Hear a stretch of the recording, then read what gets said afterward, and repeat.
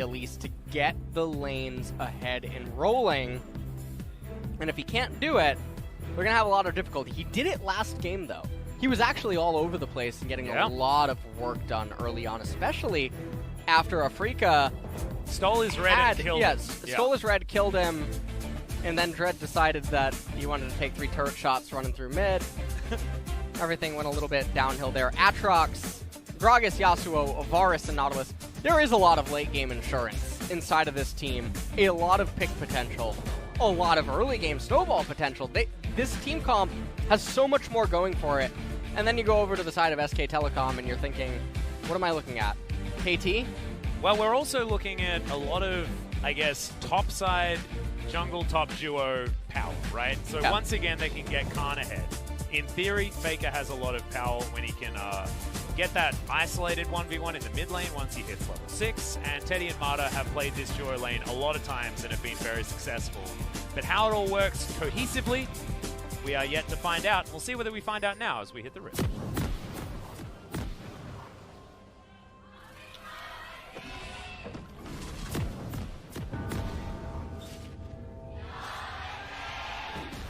T1 fans extraordinarily loud, and understandably so, as they're hoping that they can get themselves a follow-up victory. 2-2-1s in the first week is still 2 match wins. As SKT hanging out as a 4-man unit in this brush. Clid well and truly hiding inside the model of Marta right now. But Afrika aren't going to poke their heads in.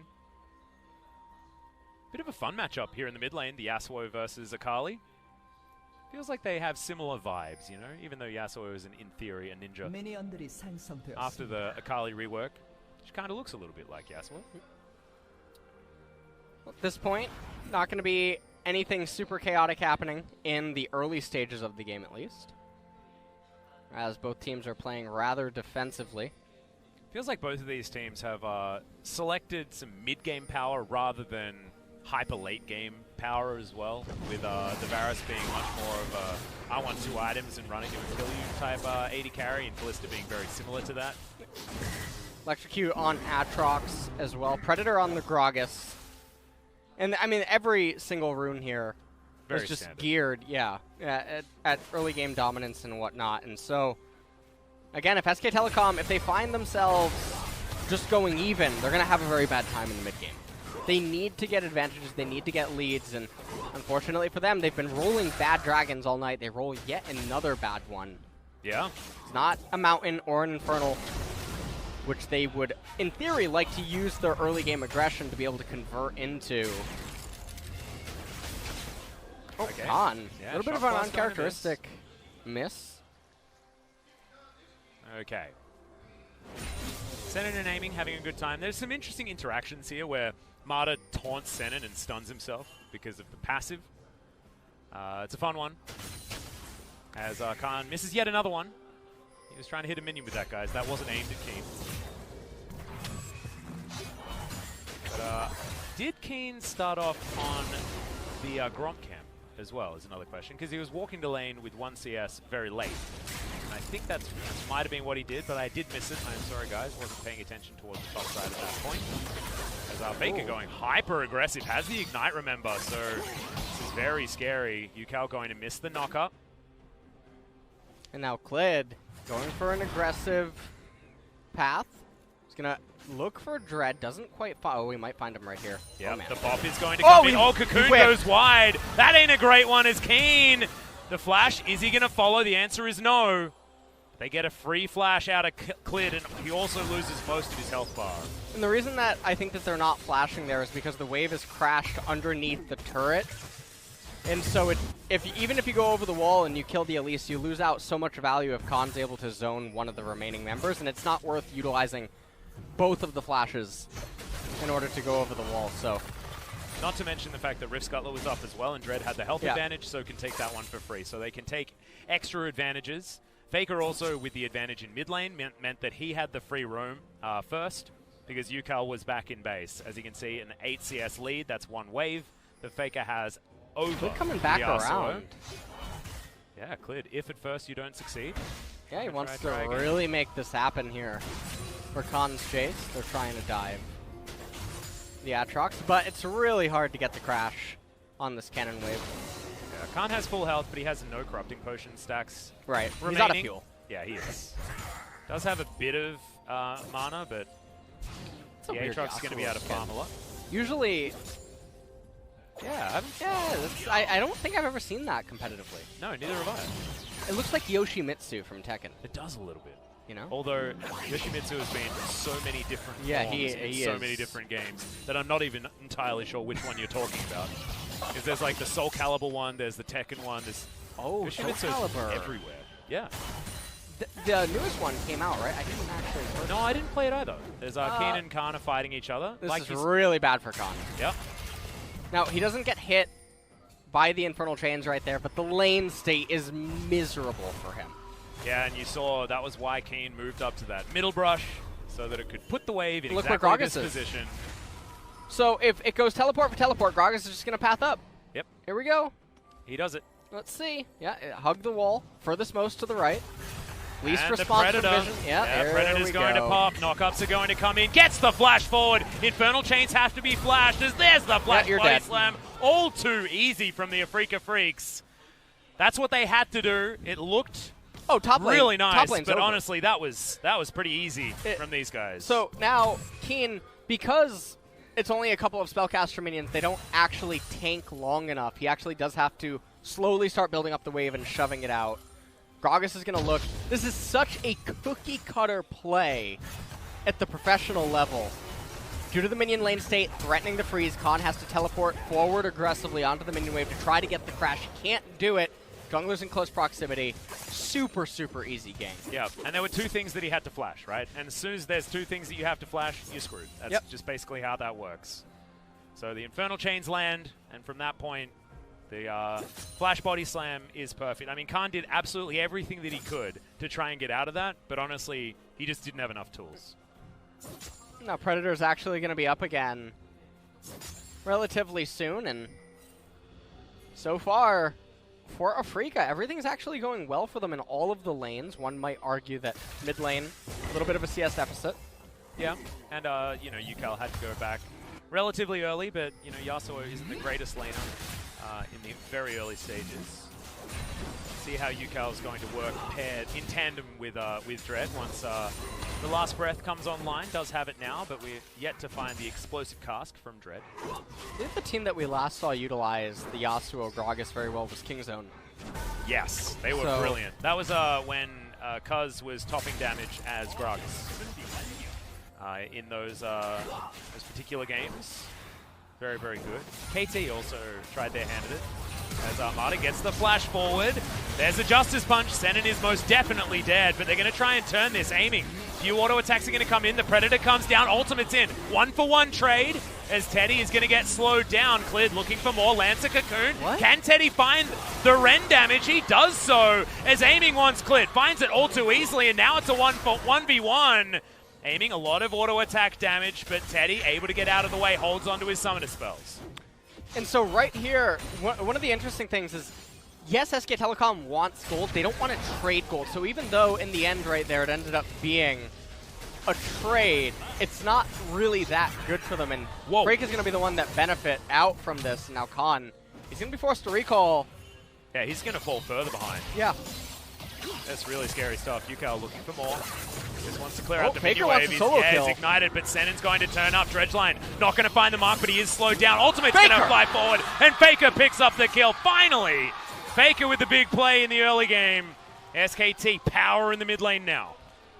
And that's a really much-needed kill for SKT. We take a look at how this all ends up unfolding. Mata able to get the taunt off onto Senin. He goes down, but Dread is there, uses the ultimate.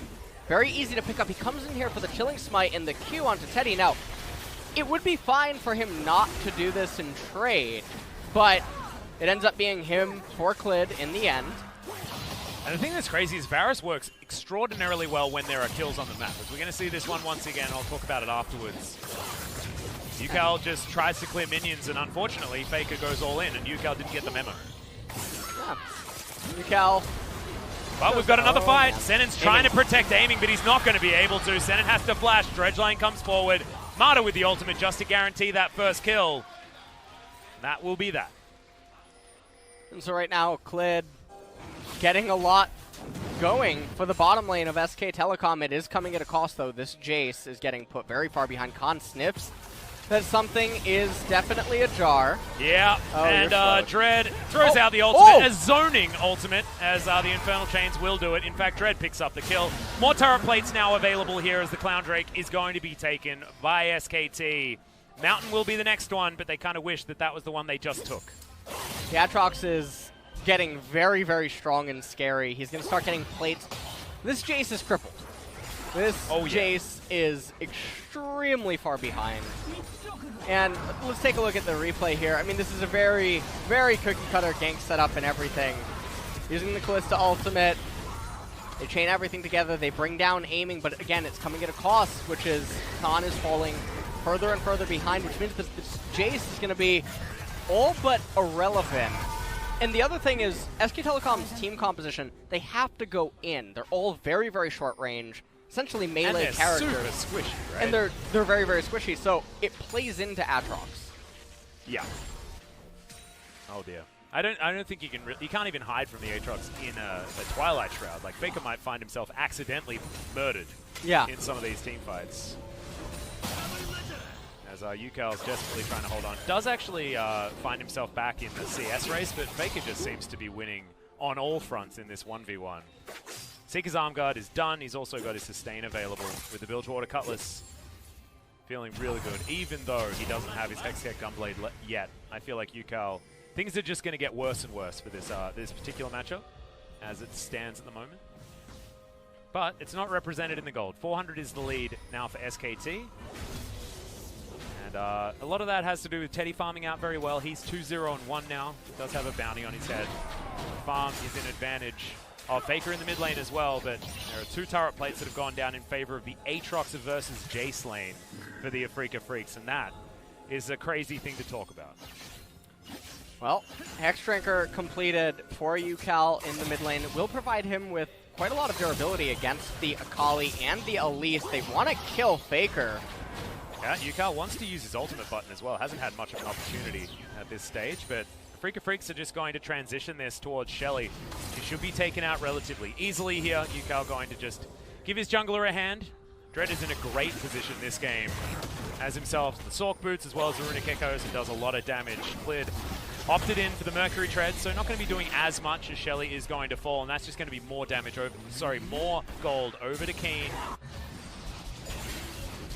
And if they can actually utilize the Herald immediately and convert it into turret plates, that would be the best case scenario for them. But you can see... Yeah, another Ignite onto Yukal. Gets flashed on Dredgeline. Is not quite far enough. Oh my god! Able to do a Yukal with the Triumph proc as well. He survives! He walks away and Marta's going to die as well. Double kill for Dread. Thank you very much. Aiming finds Teddy, but the Blast Cone is there. Ultimate theoretically wasted, but that was gigantic. Unless, can Khan and Clid manage? Yeah, it looks like actually... That's still a hell of a lot of plates, man. Yeah, it's a lot of plates going down and a lot of damage. I mean, that was one hell of a last breath. Yasuo finally... I was ready to call it over, honestly. I was ready to say that Yukal had once again overextended. Yeah. But man, the fact that you get all of your flow back as soon as you press that button is insanely pivotal in that exact moment. Landed the initial knockup, doesn't take it, gets ignited by Faker. Mata comes in with the flash taunt, and then right here with the sliver of HP back, they chain everything together. Triumph comes in, he ends up living. Nice champion. Best friend Dread right there. Dread's like, I'm coming to save you.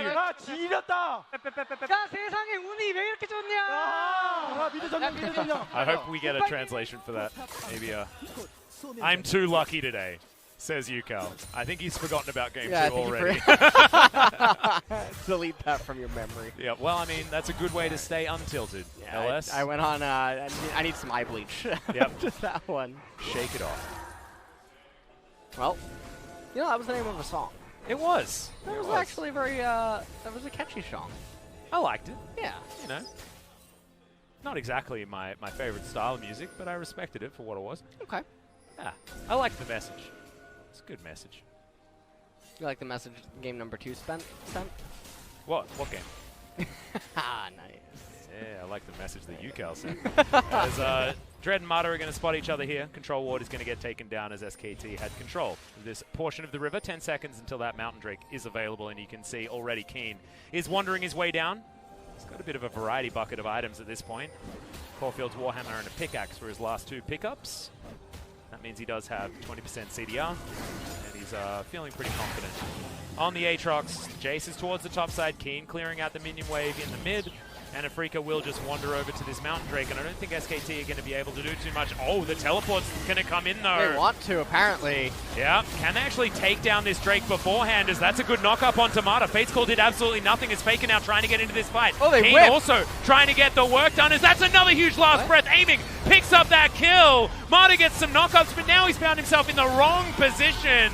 And now Keen with the World Ender won't be going down this time. Double kill for aiming.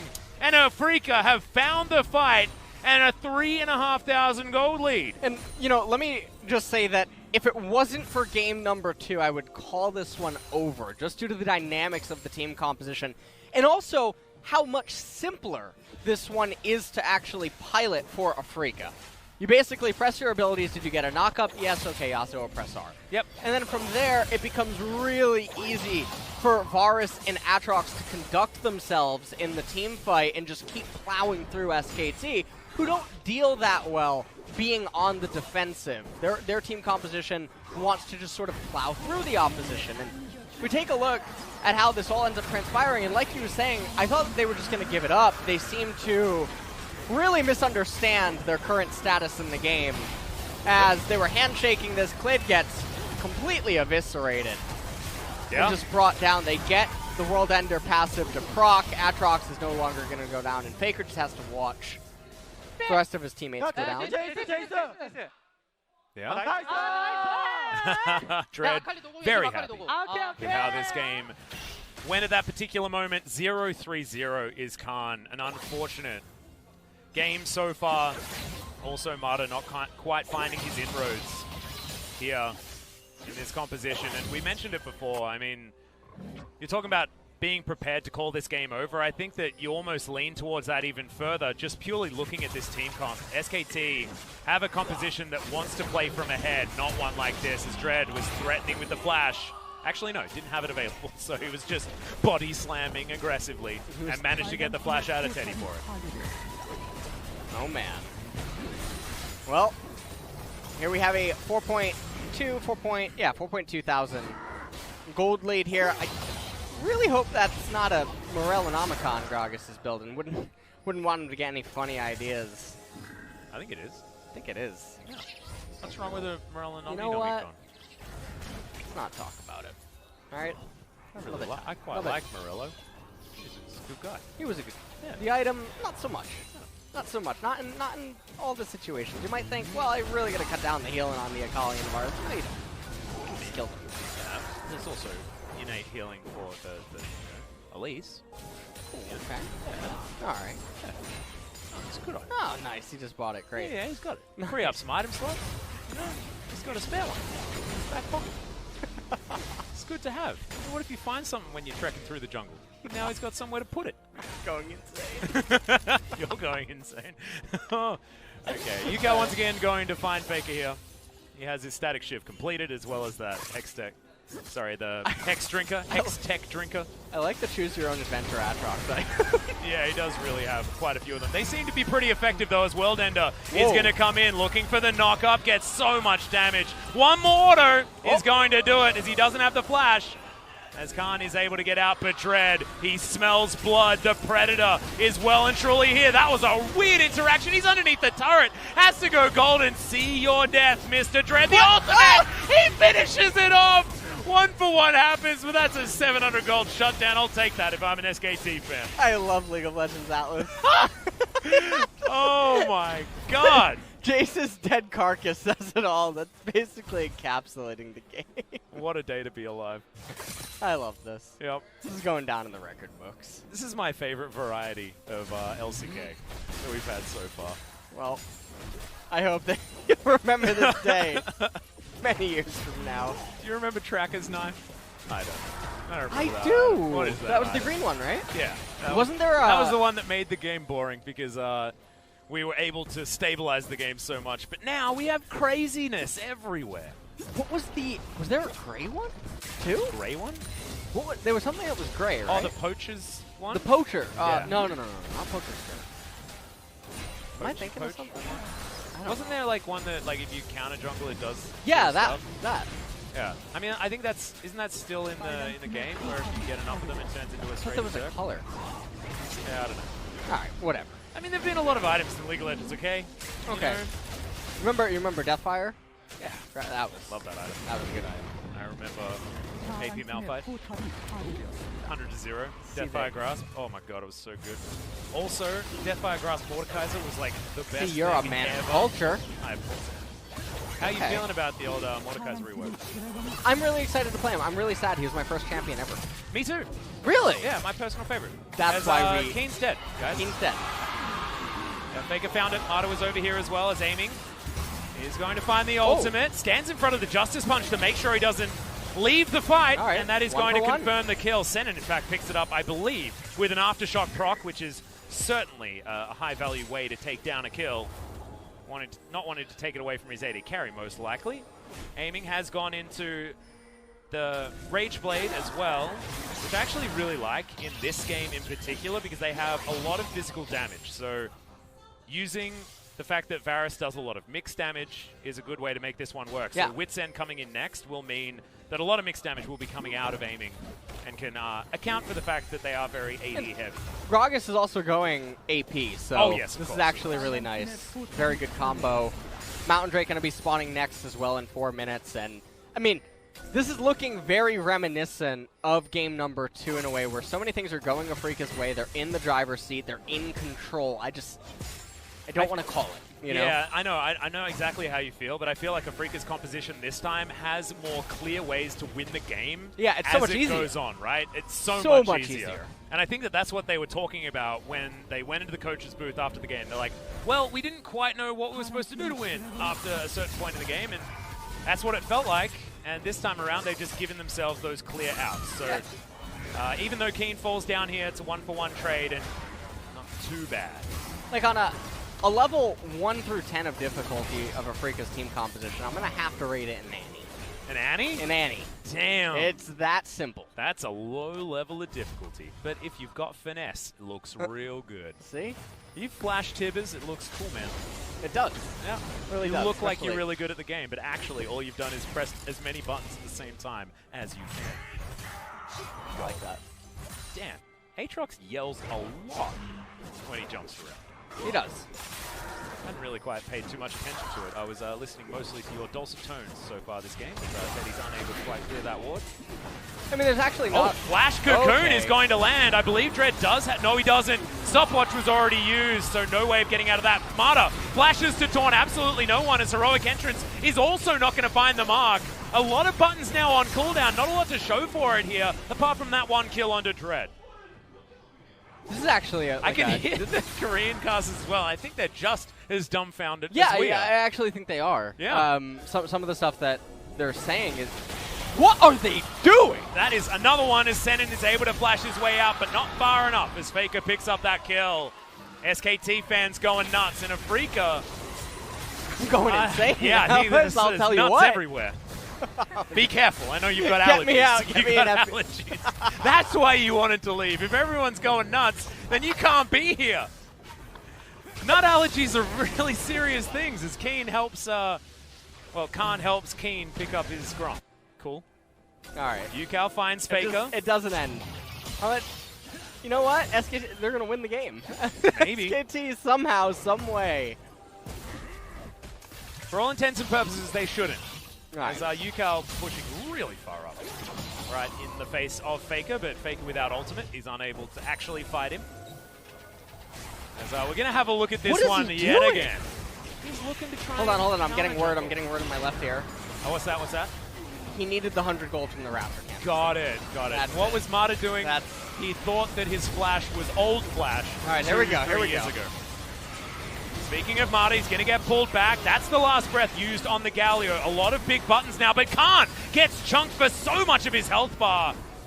Powered Shock Blast is going to soften the members of the Afrika Freaks. This time they don't have the Sona to bring them back up to help, but they've still started off this Baron. Glid's still alive. This theoretically is still a 50-50. Jace isn't there, so they have two options available. They can turn. It looks like they want to do that. More knockups are going to land here, but Faker just couldn't keep himself alive. That's going to mean the reset comes in on the Bloodwell. Cleared, goes golden, but that's just going to buy more time so that he's in the death chamber for what feels like a little bit longer. Khan now trying his hand, but he's just too late, and I think that Afrika may have taken the bull by the horns finally in this game. The Baron. Oh my God. What was... They tried to give SKT the opportunity to steal. At that point, all that you have to do is surround the Baron to prevent the projectile from being able to potentially steal. We're taking a look at the replay. Mata making a quick donation, trying to get a tax break as Khan, he's landing a lot of poke before he's forced to recall back home. They resume the Baron, and then SK Telecom, they think at this point, and I mean reasonably so, that, well, we have to try to do something.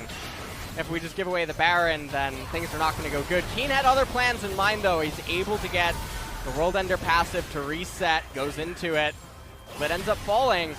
And then shortly thereafter, all right, sure, just cut it. Yeah, let's hop out of it. It's 5,000 gold now, the lead for Afrika. We want to watch Afrika take a free Mountain Drake. That will be the second for them. And all too easily secured.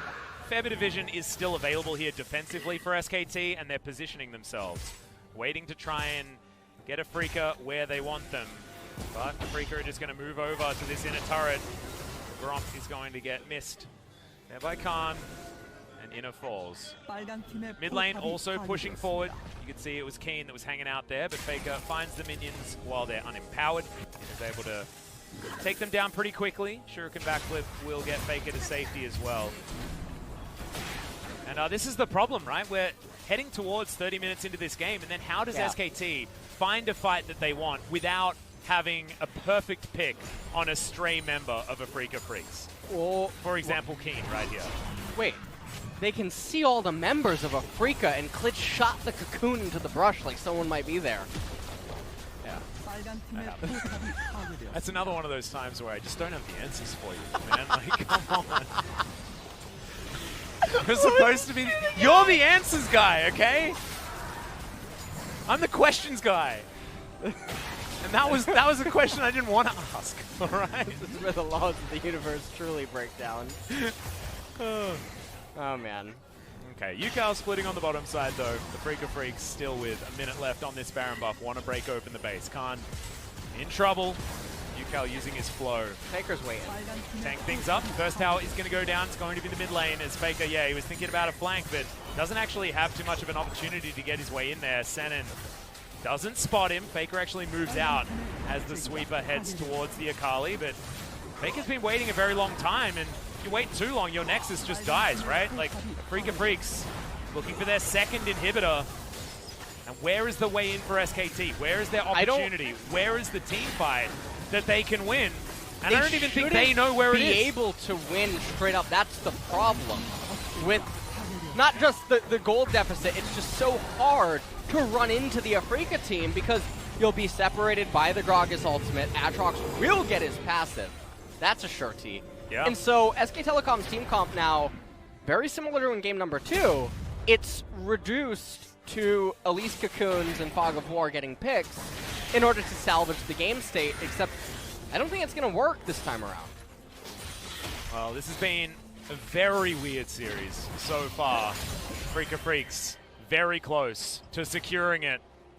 Will be their first match win of summer, and against SKT, against the spring champions, would be so huge for the confidence of this team. And we know that almost all of the members of this squad play around confidence. They are a team that can fall apart if they get themselves into a losing streak.